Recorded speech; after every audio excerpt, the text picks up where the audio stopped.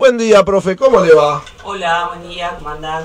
¿Qué se cuenta? ¿Hace frío hoy, profe? Sí, estamos en plena temporada. Espere que le voy a frío. sacar el graph mío, ahí no le vayan a cobrar alguna cuenta, y le voy a poner el suyo, que lo tengo preparado por acá. Ahí está. ¿Cómo le va, profe? ¿Cómo anda?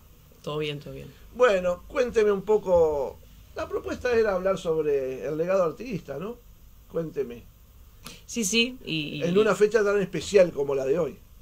¿Y cómo visualizamos ese legado en la actualidad, ¿no? O sea, en realidad la idea de pensar en las propuestas, las ideas, los conceptos que se manejaban, ¿no? Hace 200 años ya, en el caso de Artigas, ¿verdad? 200 años. 200, empezamos en 1813, estamos hablando de 212 años, ¿verdad? Sí. De ciertas ideas que quedaron manifiestas en las instrucciones, por ejemplo. Si pensamos en el reglamento de tierras, estamos 1815, ¿verdad? Estamos hablando de 210 años. Bueno, en un mundo actual, 2025, que es un mundo que se presenta en estos primeros 6 meses del año, ¿no? Demasiado complejo y abrumador, ¿verdad? Tenemos el contexto actual, es un contexto de guerras, ¿sí? De conflictos, ¿verdad? Se dice que desde 1947, que el 47 es el año en que había terminado recientemente la Segunda Guerra Mundial y empezaba la Guerra Fría, ¿verdad? Bueno, que no se veía tanto conflicto, en un año tan conflictivo como el que estamos viviendo ahora, ¿sí? 2025. Bueno, y a mí me hace pensar justamente, si pienso en un estadista, en un político, en un ideólogo, ¿no? Con aspiración a aplicación y poder concretar muchas ideas, bueno, como Artigas. Pienso, bueno, el mundo actual, ¿en qué manera ha cambiado? ¿Cómo? ¿Qué diferencias vemos? ¿No? Lo que es la actualidad con lo que era hace 200 años. Sí, claro. Y bueno, y hay muchas cosas que son totalmente aplicables. Totalmente Y vigente. que podríamos sacar la fotografía y decir, pero ¿qué cambió? Y cambió el panorama, obviamente, de países, cambió la tecnología, cambiaron los métodos, cambió la letalidad. Si pensamos en la guerra, los conflictos, lo que cambió fue la letalidad, porque las causas siguen siendo las mismas de los conflictos, ¿verdad? O sea, la tierra, los recursos, la cultura, las creencias, sentirnos en una mirada de centro frente al antagonista que parece que es inferior a mí, ¿verdad? Y bueno, por ejemplo, me viene un concepto central pensando en el hoy, ¿no? Bueno, la lucha por la libertad, ¿ah? La libre determinación de los pueblos, ¿no? Que Artigas lo reafirmó de forma muy tajante en esas instrucciones del año 13, que es un documento que yo invito a que lo busquen y que lo relean, porque si se relee ese documento, bueno, vamos a decir, bueno, estas cosas las podría estar escribiendo, si empezamos en otras regiones, se podría estar escribiendo hoy en día, ¿verdad? Estas luchas. Bueno, que los pueblos se puedan autodeterminar, autorreafirmar, ¿verdad? Que se respete la soberanía, la libertad, la vida, la seguridad de la gente, de las personas, ¿verdad? 20 artículos son, ¿no? Son 20 artículos. 20 artículos. Sí. Y declaración de independencia absoluta de estas colonias, que ellas están absueltas de toda obligación de fidelidad a la corona de España y familia de los Borbones, además, ¿no? Y que toda conexión política entre ellas y el Estado de la España es y debe ser totalmente disuelta, entre otros. Bueno, la familia de los Borbones en ese momento representaba al apropiador, la figura del apropiador, la figura de quien se pretendía, ¿no? Tener posesión sobre territorios. Y si lo llevamos a los conflictos actuales, podemos pensar, bueno, en el caso de Israel, ¿no? Israel que se siente con derecho a apropiarse de territorios, ¿verdad? Con derecho a masacrar pueblos enteros para conseguir sus objetivos. Bueno, ¿no? Abstrayendo esa situación, ese contexto, llevado al hoy, está totalmente presente, ¿no? Bueno, la guerra que también continúa entre Rusia y Ucrania, ¿no? Bueno, justamente, ¿quién es el soberano allí? Las poblaciones, ¿qué intereses tienen las poblaciones, verdad? ¿Qué es lo que quiere la gente que está viviendo esa desgracia de la guerra, verdad? ¿Qué es lo que pretenden esas personas? ¿Dónde quieren vivir? ¿Cómo quieren vivir? ¿Bajo qué régimen? ¿No? Bueno, el respeto a esas ideas sería fundamental llevado al hoy, ¿no? El artículo 3 es tal cual lo que aún refleja nuestra Constitución: promoverá la libertad civil y religiosa en toda su extensión imaginable, ¿no? Todavía permanece en nuestra Constitución. Sí, ese artículo de las instrucciones en realidad es un tanto engañoso. Sí, claro. Porque en esa época no había, era una aspiración no había tolerancia religiosa todavía, ¿verdad? Era una aspiración de Artigas. Claro, lo que ahí se reclamaba era que cada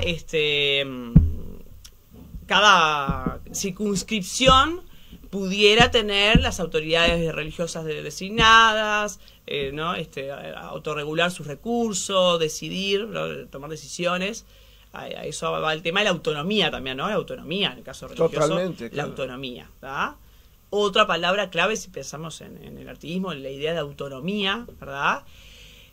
Que también, si lo llevamos al hoy, esa autonomía, bueno, ¿en qué grado podemos decir que el gobierno uruguayo es autónomo, ¿verdad? Por ejemplo, me pregunto yo, si pensamos que muchas veces escuchamos a nuestro presidente, que fue electo para empezar este año su gestión, y lo vemos dubitativo a la hora de expresarse, lo vemos que no puede decir ciertas cosas, porque si dice ciertas cosas, bueno, se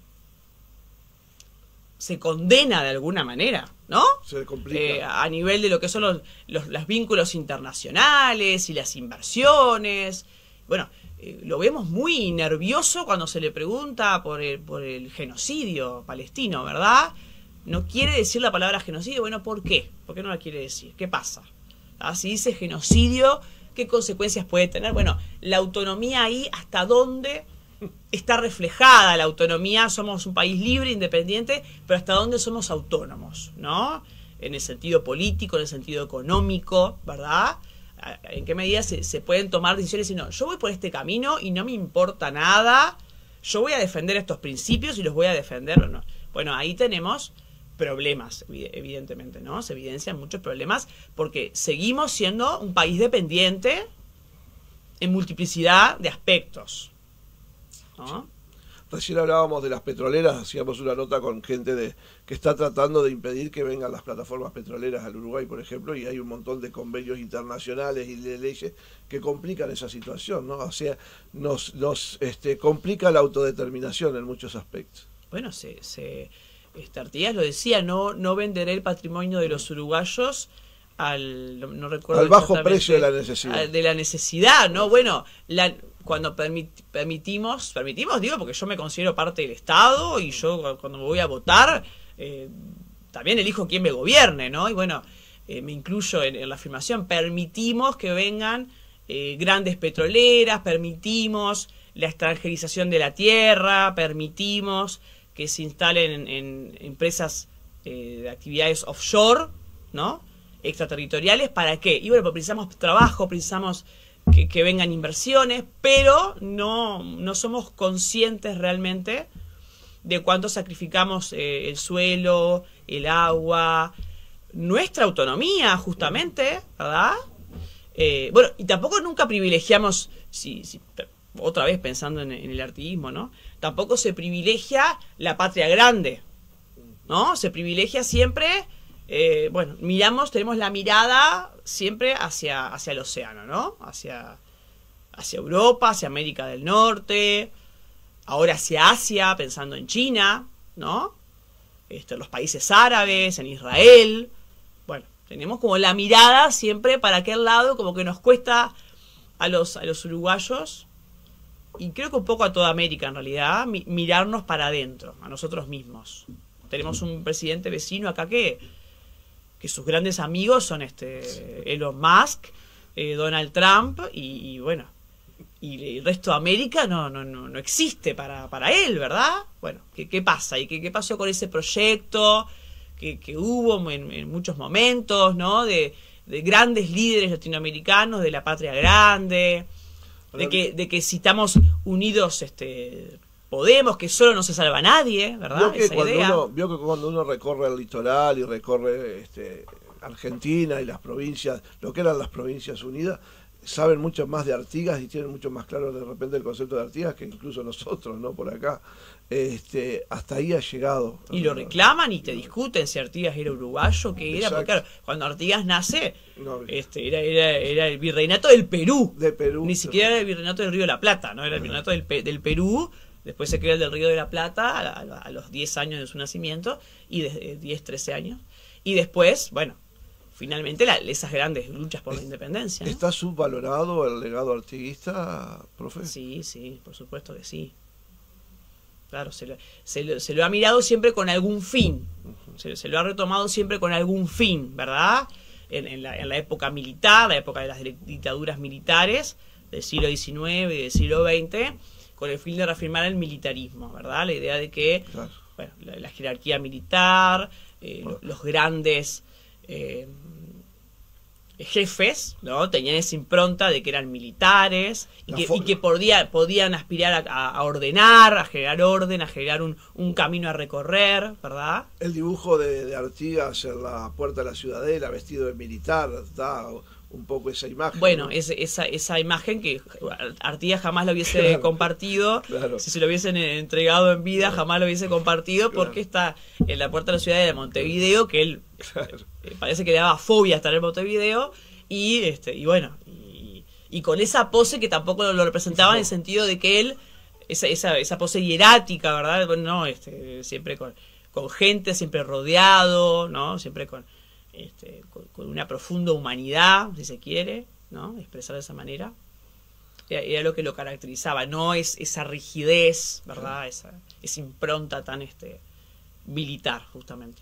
Bien, ¿qué dicen los cuando uno le transmite? ¿En el sistema educativo se lo valora suficientemente a Artigas?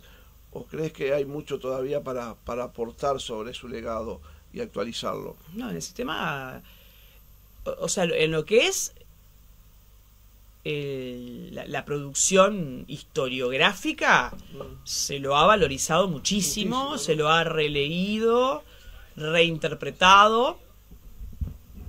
Bueno, hay múltiples miradas sobre Artigas, ¿verdad?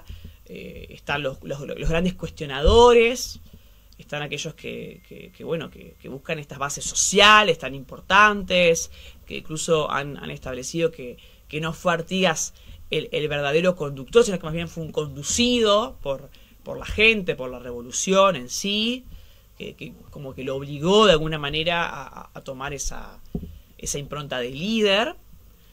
¿No? Sí, en la historiografía se lo ha reivindicado mucho, se lo seguirá reivindicando, porque ya digo, estas cosas que estamos hablando se pueden infinitamente aplicar, reinterpretar. Y en el sistema educativo siempre se le da, siempre se lo recuerda. Están los programas de historia, por ejemplo, tenemos en el programa de octavo grado, la centralidad me parece que pasa por ahí. En el programa de historia de segundo año de educación media superior también tenemos una importancia en lo que tiene que ver con el artiguismo. Yo creo que más que antes, porque antes muchas veces incluso no se llegaba mucho a trabajar en el ciclo básico, ¿verdad? A veces quedaba como por fin de año, quedaba por allá. Ahora no, ahora tiene como otra centralidad en el programa, en los programas. Y bueno, y eso es fundamental, porque estas grandes ideas, si no se traen a las nuevas generaciones, corremos el riesgo de que se pierdan, ¿verdad? Porque no pasa mucho por ahí ahora. Capaz que antes un adolescente estaba aburrido en su casa, se ponía a leer un libro, por ejemplo, se ponía a leer un artículo, ahora sabemos que los intereses de la adolescencia pasan por otros lados, ¿no? Y bueno, está bueno que... ¿Y usted, desde su punto de vista del interés personal por Artigas, cómo ve en la actualidad ese legado? Bueno, como veníamos diciendo, Sí. Si pensamos, una gran discusión que tenemos hoy en día en nuestro país es el tema del proyecto de colonización, por ejemplo, ¿no? Bueno, en el reglamento de tierras de Artigas de 1815, el reglamento provisorio para el fomento de la campaña y seguridad de los hacendados, bueno, tenemos ahí un proyecto de reconstrucción, ¿verdad?, de lo que era el territorio oriental, la explotación de la tierra, que venía de años, obviamente que tomaba el contexto de la guerra, ¿verdad?, venía de años de guerra, de pérdidas materiales y de productividad. Bueno, se plantea la idea de subdividir la tierra, expropiar tierra que se expropiaba de los enemigos de la revolución, ¿sí?, los malos europeos y peores americanos, decía él, porque él entendía que si eras americano tenías que estar con la causa americana. Claro. Que no lo entendemos hoy en día eso. No, es cierto. El americano no entiende que tiene que estar con la causa americana, entiende que tiene que salvarse quien pueda, ¿verdad? Bueno, se veía, había otra visión de lo que era el continente, la región, ¿verdad? Las geopolíticas, Artigas la entendía de otra manera, ¿verdad? Y creo que la experiencia nos ha enseñado que es como la manera que tenemos que empezar a ver las cosas, ¿no? De una vez por todas. Y bueno, y se plantea la expropiación y el reparto de la tierra. ¿Por qué? Porque había dos problemas fundamentales, el latifundio y el minifundio, ¿verdad? El latifundio era lo que predominaba, que eran las super extensiones de tierra, que era miles y miles de hectáreas, capaz que un departamento entero de la actualidad, claro, en un solo dueño, ¿no? Totalmente improductivo, porque no, obviamente que no se explotaba de la manera conveniente para el país si se quería sacar adelante la economía y la producción. Bueno, hoy en día tenemos el mismo problema, exactamente el mismo problema con la tierra, ¿ah? Los latifundios siguen existiendo y los minifundios, que los minifundios son, que también había antes, pero también se ven ahora, pequeñas extensiones, que tampoco te dan para demasiada. En la evaluación que hace la CIDE, la década de 60, da el mismo problema. Dice, bueno, tiene que ponerse de acuerdo el aparato político para ver cómo puede subsanar estos inconvenientes. En la época del vallismo, estamos hablando de 1911 hasta el 15, se plantea proyectos de colonización de la tierra, ¿ah? La tierra uruguaya tradicionalmente ha expulsado gente. Sí. Ha expulsado, no llama, al contrario, expulsa gente del campo. ¿Por qué? Y porque siempre se tiende a concentrar la tierra en pocas manos. Si hay algún cambio que como fue la época del lanar, por ejemplo, la década del 60, que se requirió gente para trabajar en el campo porque, bueno, había ovejas, ¿no? Había que cuidar las ovejas, que no te las mataran, que no te las robaran. Apareció el alambrado, chau gente, ¿no? Se terminó sacando el 10% de la gente del campo. Bueno, y eso se ha ido acentuando con el paso del tiempo, o sea, con las máquinas, ¿no? Con las grandes máquinas que hacen el trabajo que hacían las personas antes. La gente que si no se interesa por producir en su tierra, la vende, o sea, se ha incrementado la extranjerización de la tierra, ¿verdad? Y bueno, y las grandes crisis que hemos sufrido, por ejemplo, con la producción láctea, ¿no? Con los tambos que el fallecido ministro de ganadería del interior, era Larrañaga, decía que, ¿no? Del interior, sí, era, del interior, que cada 40 minutos cerraba un tambo, decía que todos se reían, bueno, pero era una realidad que había una crisis en la producción láctea, ¿verdad? Bueno, ¿cómo hacemos para que la gente vaya a trabajar al campo? Para que haya trabajo en el campo. Bueno, ahora está ese gran problema de que se compran tierras de colonización y en vez de decir, bueno, se está apostando a una reivindicación del trabajo en el campo, de la producción láctea, los tambos, por ejemplo, lo que se hace es cuestionar por qué se compra, por qué se gasta ese dinero, ¿verdad? Porque esas inversiones millonarias, que obviamente si estamos hablando de tierras, no va a ser una inversión, ¿no? Poco cuantiosa, evidentemente, que eso va a requerir de una inversión importante, pero pensando en un futuro en el cual la riqueza que tenemos acá, que es la tierra, justamente, porque no ha surgido otra riqueza, ¿verdad? No, en Uruguay no ha surgido otra riqueza que se pueda mantener y que podamos decir al día de hoy, la tenemos. Está acá, la tenemos, se apostó a la industria, ¿verdad? Hubo un momento de auge, después colapsó, pues volvimos otra vez a esa cuestión de empresas internacionales que vengan a invertir, pero no tanto a nivel nacional. Ha habido grandes problemas, grandes recesiones en ese sentido. Bueno, vamos a apostar al trabajo a la tierra. Bueno, se sigue como cuestionando si realmente ese es el rol del Estado, ¿verdad? Comprar tierras para que, aparte ni siquiera expropiar, no, comprar, porque Artigas te las expropiaba. No te las compraba, te las expropiaba. No, bueno, acá se plantea comprar tierras para colonización, ¿verdad? Artigas las expropió, se las dio, ¿y qué pasó después con eso? Bueno, y después vinieron los portugueses. Claro. Los portugueses en 817 y hasta el 20, que fue con la guerra, ahí se quedaron el 20 con el territorio y empezaron a... Bueno, ahí hubo gente que la gente que pudo legalizar el terreno, digamos, o sea, registrar el terreno con los papeles y con las marcas, todo lo que se exigía, porque en el reglamento se establecía que había un plazo de 2 meses para legalizar todo el tema, ¿verdad? O sea, que te daban la tierra, vos tenías que ir a registrar la tierra, tenías que registrar el ganado, las marcas de ganado, tenías que construir un rancho y 2 corrales. O sea, vos te ibas a sentar a la tierra, no es que te la daban para que vos tuvieras el terreno, no sabías dónde estaba el terreno tuyo, ¿no? No, había que asentarse en el terreno, 1,5 leguas de frente por 2 de fondo, que era lo que sería la mediana propiedad hoy en día, ¿verdad? Que prácticamente no existe. Y bueno, la gente que lo hizo, o sea, que tuvo un interés por producir, no fue expropiada después, pero hubo muchos que obviamente que no cumplieron, no estaban dadas las condiciones culturales para que eso se hiciera de esa manera, ¿no? Era el gauchaje, el pobrerío, ¿verdad? Era gente que jamás vivió asentada, por ejemplo. En realidad en la historia hemos tenido marchas y contramarchas, ¿no? Con el tema de la tierra. Bueno, pero ¿por qué? Claro. Porque hay grandes intereses que son los que... Porque todos lo intentaron. Lo intentó Artigas, lo intentó Valle, lo intentó Luis Valle. Ahora, durante los gobiernos del Frente Amplio, se retomó todo lo que es la colonización. Ahora otra vez se volvió a traer el tema en el tapete. Y bueno, genera muchísimas resistencias. O sea, la tierra, que es la riqueza, que es lo que podría, ¿no? Si se piensa de otra manera, ser el salvataje para el país, ¿verdad? Y para a partir de ahí producir otras cosas. Porque en su momento, por ejemplo, en la época del neovallismo se producía trigo, se producía algodón, se producía cosas que se sabía que se iban a producir para utilizarlas acá en Uruguay para hacer tal otra cosa, ¿verdad?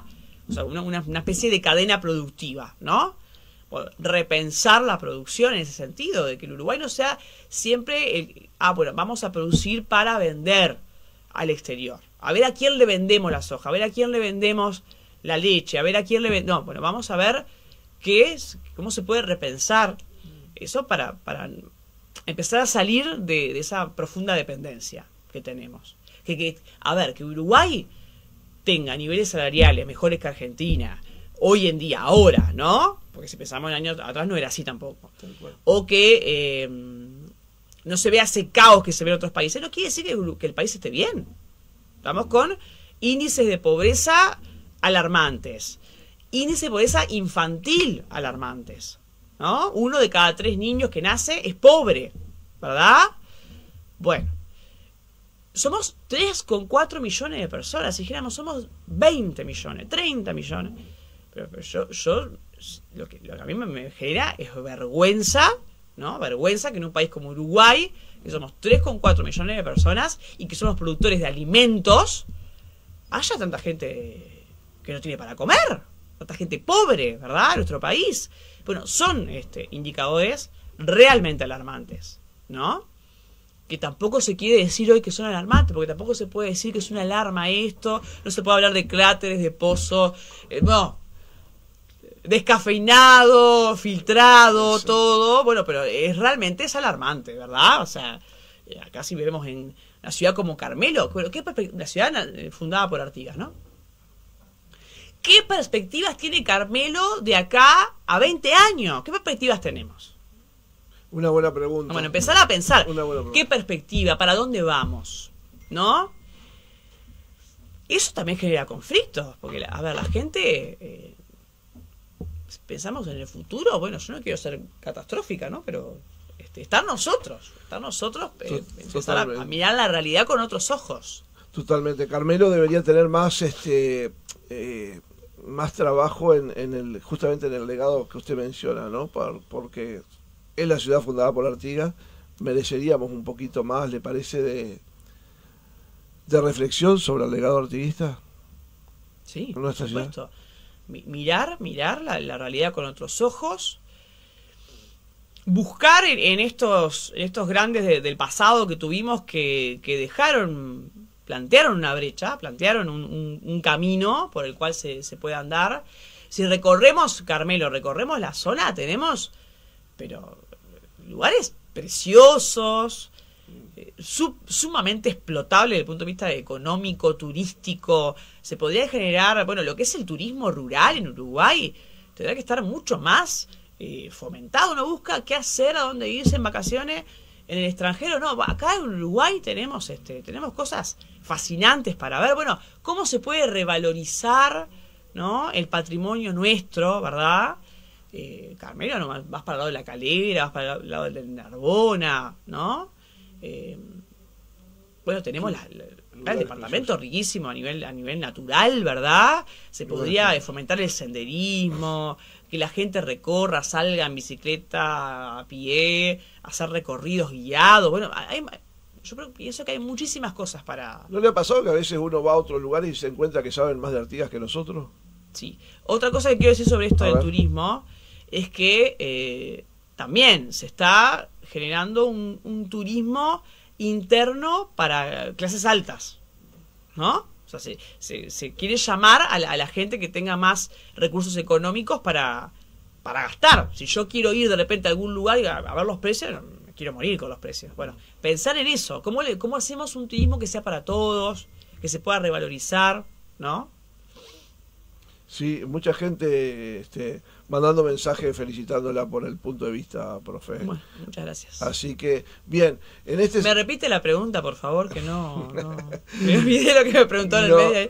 No, todo bien. No, reflexionar un poco, que era un poco la tónica de esta convocatoria, reflexionar un poco sobre el legado artiguista de la actualidad y vinculado más que nada a Carmelo por la fundación. Y bueno, y Carmelo tiene que ver con eso. Tenemos allí, ¿no? Carmelo está como un poco perdido en el tiempo, pero está bueno saber que hay ciertas fuerzas vivas en la comunidad que están interesándose por rescatar cosas.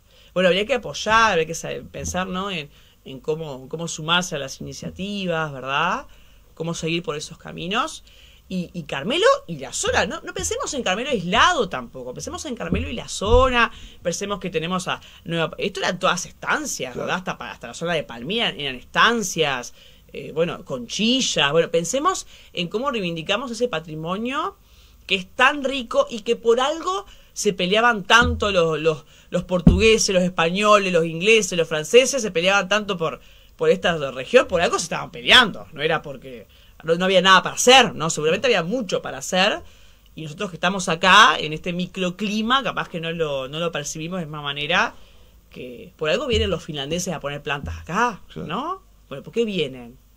Por algo vienen, ¿tá? Habrá que ver cómo hacemos para que eso quede para nosotros, no sea tanto el extranjero siempre. El extranjero pensando en... No quiero generar ideas xenofóbicas ni nada por el estilo, pensando en que nosotros también podemos valorar y podemos ampliar la mirada, ¿no? Y mirando también para adentro de América, todo lo que es la hidrovía, el río Uruguay, el río Paraná, el río Paraguay. Bueno, tenemos todo un camino que recorrer y bueno, es esa frase tan interesante que es que nadie se salva solo, ¿verdad? O sea, todos Anoté muchas cosas, profe, acá me llevo como tarea. ¿Alguna cosa más que quiera agregar? La verdad que una charla muy interesante. Deberíamos charlar más seguido sobre Artigas y su legado, así que vamos a ver si negociamos algún contrato o algo para poder traerla más seguido. No sé qué quiere agregar, profe. No, que siempre es interesante esta fecha. Siempre son interesantes las fechas de las efemérides uruguayas. Bueno, esta vinculada, todas están de alguna manera vinculadas a Artigas, ¿no? Pero esta que es del natalicio, sí, claro. Obviamente que mucho más, por supuesto que yo por eso estoy con esa idea de no pensar en otras cosas para decir, para realizar, porque tanto que se ha hablado de la vida, de su vida, ¿verdad? Lo sacamos un poquito de los libros, claro, Artigas, claro, ¿no? Y lo pusimos más en la actualidad, eso está bueno. Y bueno, y en un contexto, como empecé la charla, es un contexto que está muy complejo. El mundo está en una situación que a mí me parece que no hay una tercera guerra mundial declarada, digamos, nunca se llegó a declarar una tercera guerra mundial, pero sí sabemos que son conflictos mundiales, ¿no? Porque a todos, de alguna manera, nos perjudican, nos afectan. Todos tenemos consecuencias de lo que está pasando. Bueno, la guerra Rusia-Ucrania generó que Carmelo pierda venta de queso, por ejemplo, ¿no? Por decir, o sea, cosas que uno dice, tan lejos, no es tan lejos, porque en el mundo globalizado, cada vez más chiquito que vivimos hoy, que habitamos hoy, nada está tan lejos. Daniel de España dice, excelente y didáctica charla, María, felicitaciones, es verdad, es vergonzoso, es criminal, en Uruguay no puede haber hambre ni pobreza. Exacto. 3,4 millones, somos una provincia de otro país, ¿verdad? O sea, pensar que, ¿cómo puede ser? ¿No? El hambre, sobre todo la niñez, las niñeces, ¿no? Que es lo que más, porque son el futuro, los niños son el futuro, ¿no? Uno ya tiene un camino recorrido, pensemos en las niñeces. 16% de niños pobres es mucho para un país con tan poca gente. No, es totalmente, es un cráter. Totalmente. ¿No? La idea de la palabra cráter no parece que la quieren sacar el diccionario, pero no. Existen, los cráteres existen. Totalmente. Profe, muchísimas gracias. No. ¿Se sintió bien? ¿Se sintió cómoda? Sí. Bueno, muy bien. Hace calor acá. Sí, uno viene abrigado de afuera. Y acá... Es un estudio... Acá hace calor. Bastante cálido, así que bueno, nada, le agradecemos como siempre, profe, la tenemos por acá. La tenemos por acá en otra efemérides muy pronto seguramente. Muy bien. Nos vamos a la pausa comercial y volvemos enseguida con más información aquí en el EcoTV Radio. Ya volvemos. Inicio de espacio publicitario. En IGOA sabemos que junio es para disfrutar en casa. Llegan los fríos intensos y también el Mundial de Clubes. Por eso, este mes te traemos hasta 30% de descuento en muebles seleccionados. Sillones, poltronas, racks de TV, juegos de living y mucho más para que vivas tu hogar como te mereces. Y si querés el combo perfecto, tenemos una gran variedad de calefactores a leña y pellets para mantener tu casa cálida todo el invierno. Entrá a igoa.com.uy y conocé todos nuestros productos. IGOA, todo para vos y tu hogar. Promoción válida durante junio, pagando el contado en efectivo.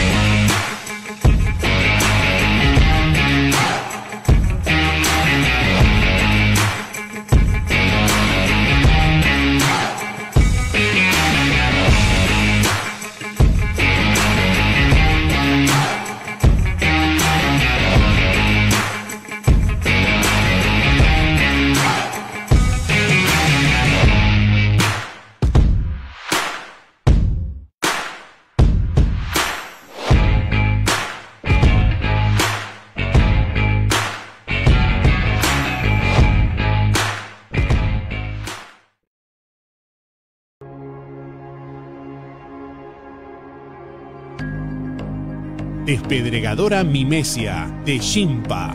La despedregadora Mimesia es el último modelo incorporado a nuestra gama de despedregadoras Shimpa con rotor de carga continua. La amortiguación por muelles y el eje flotante garantizan la seguridad del rotor ante impactos fuertes. El modelo con doble chasis de X permite elevar la altura de la carga. La despedregadora Mimesia de Shimpa está cambiando el juego de la agricultura. Nos enorgullece ofrecer la tecnología para facilitar el trabajo en el campo. Nuestras máquinas garantizan un rendimiento excepcional, asegurando que tu tierra esté lista para cultivar con éxito. Únete a la revolución agrícola con Shimpa. Shimpa, a buena labor, mejor cosecha.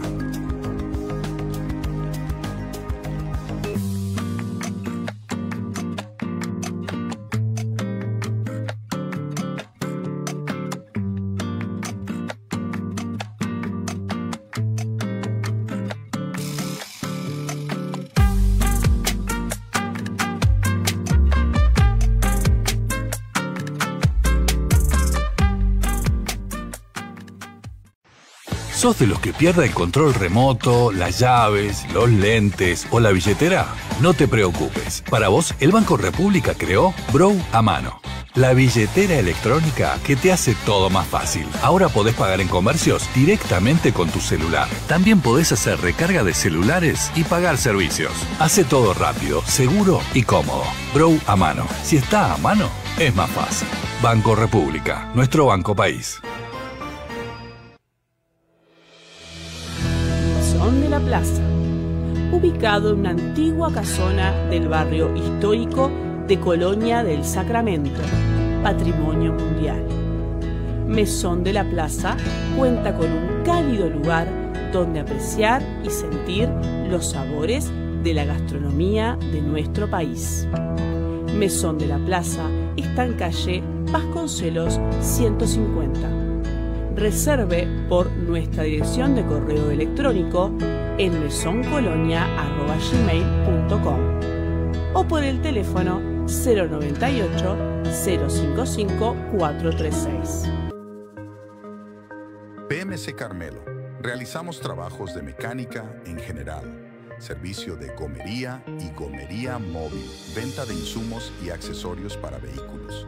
Somos un taller de reparación de automóviles. Nos encontramos en calle Uruguay 631 de Carmelo. Comuníquese con nosotros por el 4542-4480. Odette Aesthetic Center Carmelo. Uñas esculpidas. Masajes tonificadores. Realza tu belleza con nuestras manos expertas.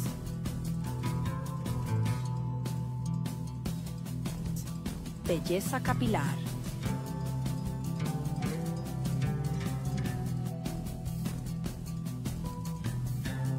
Odette Aesthetic Center Carmelo. Reserva ya al 099-099-339. Fin de espacio publicitario. Bien, qué programón que hemos tenido hoy, ¿eh? Qué programón que hemos tenido hoy. Ah, ya se fue, vamos a sacar el grafo porque ya se fue la profesora Solángela Frache. Y acá se me congeló la imagen. Vamos a ver si la podemos volver. Pero qué interesante la charla sobre... Hay que bajar a Artigas un poco del pedestal y ponerlo más cerca de la gente, más cerca de todos nosotros y de la realidad que vivimos, ¿no? Una excelente charla de la profesora María Solángela Frache. Miren la noticia, que para mí es la noticia del día, ¿no? Porque, sin duda, hay una encuesta de Factum que dice que los uruguayos, nuestra mayor preocupación es la seguridad y el trabajo. Yo qué sé, si me preguntan a mí, nunca me consultaron las encuestadoras, pero si me preguntan a mí, me parece que el trabajo está primero en estos momentos que la seguridad. ¿Qué quiere que le diga?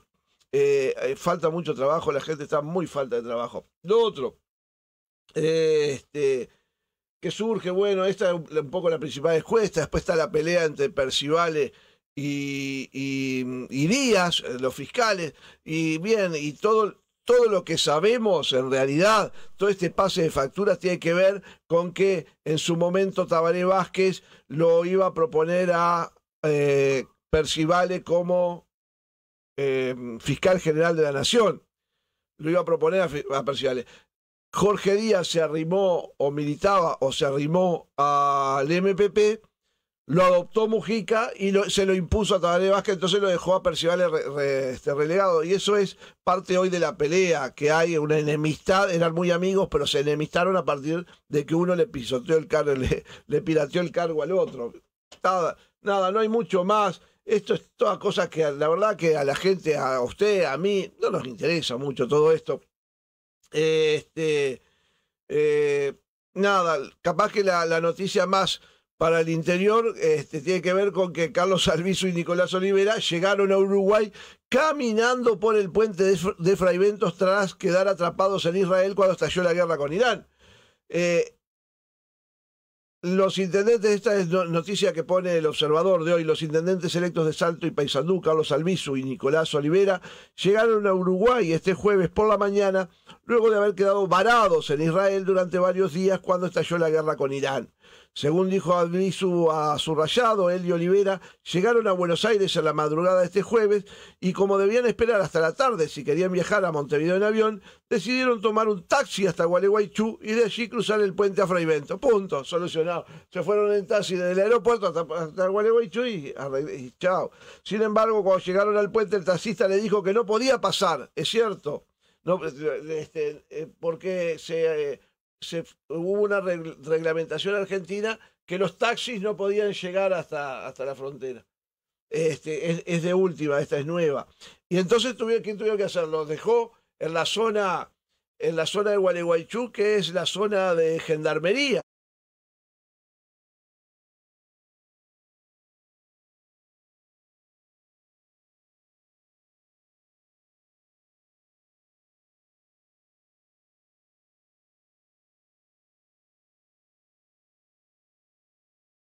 Bien, y continuamos. Siempre pasan estas cosas, hay algún cortecito, pero por suerte seguimos aquí en vivo, estamos en el último tramo ya. Siempre pasan estas cosas, pero no nos había pasado, por suerte no nos pasó mientras estábamos con algún invitado, ¿no? Por suerte no nos pasó con algún invitado, nos pasa cuando ya estábamos terminando el programa, no pasa nada. Así que nada, decirles que por último, ahí está, y aparecí de vuelta, por último nos estamos despidiendo. Albizu y Olivera están en su casa porque salieron de Israel por tierra el martes, fueron hasta el aeropuerto de Jordania.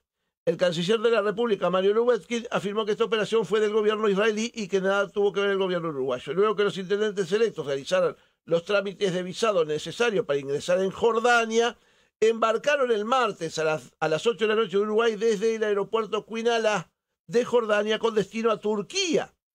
Después de más de 2 horas de vuelo llegaron a ese país donde fueron recibidos por el cónsul de Uruguay y allí tomaron un vuelo transatlántico rumbo a San Pablo y desde ahí el vuelo se desvió a Ezeiza, por eso no pudo aterrizar en Uruguay y lo cierto es que cruzaron caminando por el puente de Gualeguaychú, de Fraiventos, Gualeguaychú. Dicho esto, entonces nosotros nos vamos, nos encontramos ya mañana el último día de la semana con mucha información. Mañana tenemos, mire, le voy a contar como adelanto, mañana tenemos, mañana a las 9:30 de la mañana vamos a estar hablando con el jefe de la bancada del gobierno en la Cámara de Diputados, con el diputado Mariano Tucci. Vamos a hablar del presupuesto que salió, la rendición de cuentas, el mensaje que se transmitió en la Cámara de Diputados, y vamos a hablar sobre el presupuesto. ¿Qué cosas se van a discutir en el presupuesto? Que son los dineros que vamos a hablar sobre, que vamos a tener para funcionar, o que va a tener el gobierno para funcionar los próximos 5 años. Vamos a hablar con Carlos Michelena sobre un proyecto en el que está trabajando, y sobre las 11 de la mañana vamos a entrevistar a la responsable de Postal Carmelo, Alejandra Covelo, para que nos cuente un poco sobre cómo va marchando esta iniciativa que le ha cambiado la cara al acceso a Carmelo, que es el edificio que está allí sobre el puente. Todos esos invitados los tenemos mañana, así que les Les pedimos que nos acompañen, nosotros nos vamos, nos encontramos mañana a partir de las 9:30 en esto que hemos dado en llamar El Eco TV Radio. Nos vemos mañana. Este espacio fue una presentación de... En IGOA sabemos que junio es para disfrutar en casa. Llegan los fríos intensos y también el Mundial de Clubes. Por eso, este mes te traemos hasta 30% de descuento en muebles seleccionados. Sillones, poltronas, racks de TV, juegos de living y mucho más para que vivas tu hogar como te mereces.